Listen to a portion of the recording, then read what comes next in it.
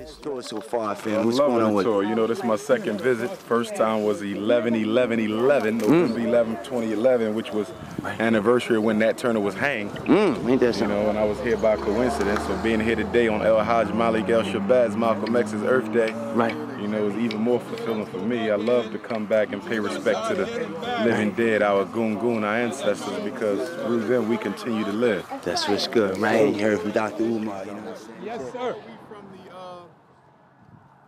the courthouse where they kept him at, with the yard across where they hung him. Well, the place where we made the turn, in the bushes where we made the turn at, that's the Parker plantation. That's where they had a disagreement with him, and they went in to get him and came back out into that small militia.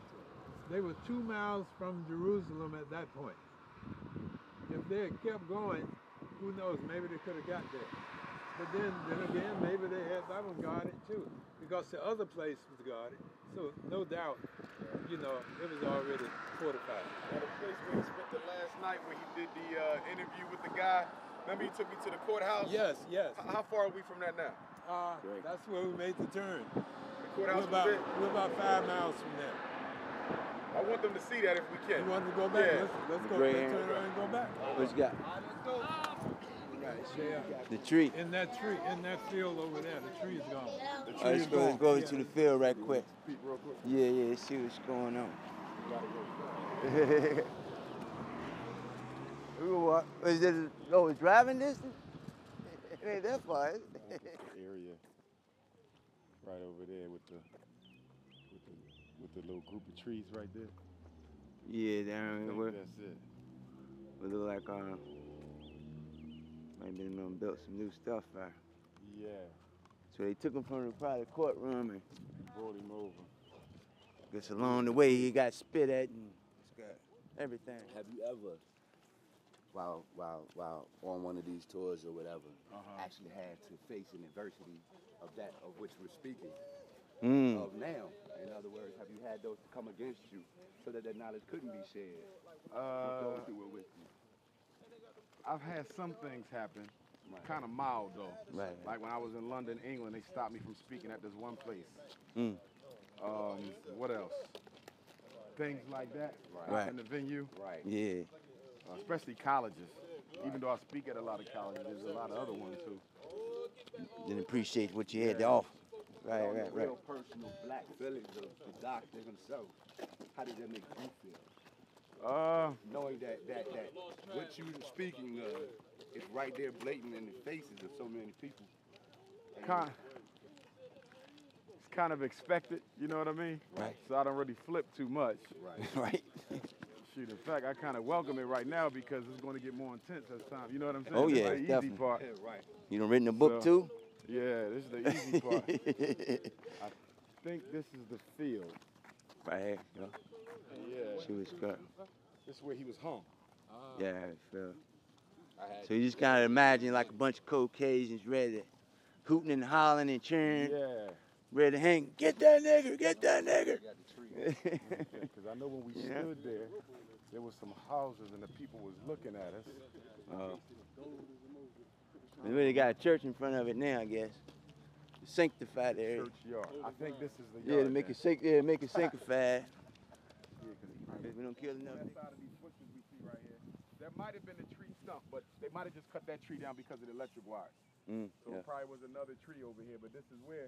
And they said when they lift him up, first of all, when they noosed him, he showed no fear. They said he just stood there like this. White people screaming, he just like this. White folks said we never saw nobody go to their death that peacefully. Right. Then they said when they yanked him up, you know how your body shake because the oxygen is leaving? They said his body didn't even shake. Right. So the white people look like, damn, first he wasn't scared, then he don't even shake. Right.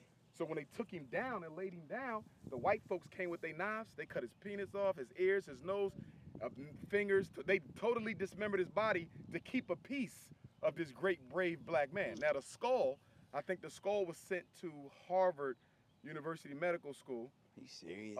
Yeah.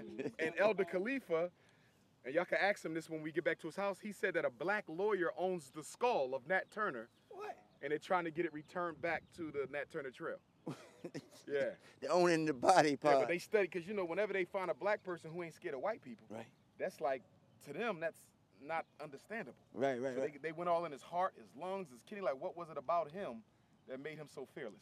Because remember when Styron interviewed him, and he said, "Why did you do this?" And Nat Turner said, "The Lord led me to this mission." Right. He said, "If the Lord led you to this mission and the mission failed, doesn't that mean that your God has deceived you or failed you?" Right. And in response, Nat Turner said, "Even Jesus Christ had to be crucified." Right. Y'all see that?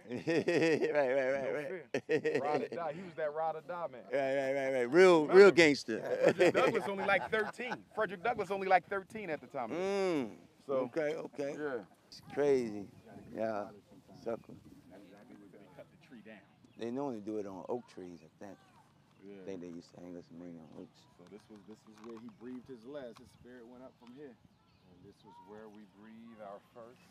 My thing that confused me a little bit, Tomorrow it made me is ask the day. questions. It's like, once you decide to do that, you already decided this is Oh, how he you knew he was die. gonna die. So why when the dude put the gun in his face, like, Why did he fight for the freedom? or like, Well, that's fight one of to them the death? questions. Right, fight for the death. That's one of them questions we'll never know. Consider the month after his death, the ideas that he was able to translate that you and I now can absorb. Right. Is that worth enough to us in this generation, the generations before us and the followed, that he would have said, let me have 30 more days so I can tell the future?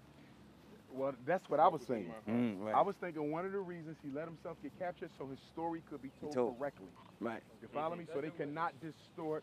He wasn't a madman.